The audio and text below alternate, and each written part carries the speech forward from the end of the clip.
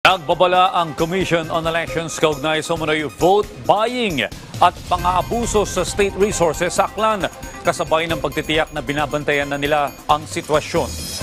Una nang naiulat na sinampahan ng reklamo sina Aklan Governor Joen Miraflores, dating Governor Joven Miraflores at iba pang opisyal dahil sa umano'y paggamit ng mga sasakyan ng pamahalaan para mangampanya. Ayon kay COMELEC Chairperson George Erwin Garcia, nakarating na sa kanyang tanggapan ng mga reklamo gaya ng pamimigay ng gas coupon sa mga pribadong sasakyan na sumama sa motorcade ng partido.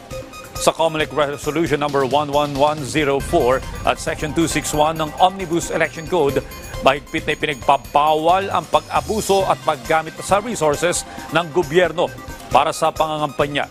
Sa ngayon, ayon sa COMELEC, 36 na ang mga reklamong natanggap nila na may kinalaman sa vote buying at vote selling sa buong bansa.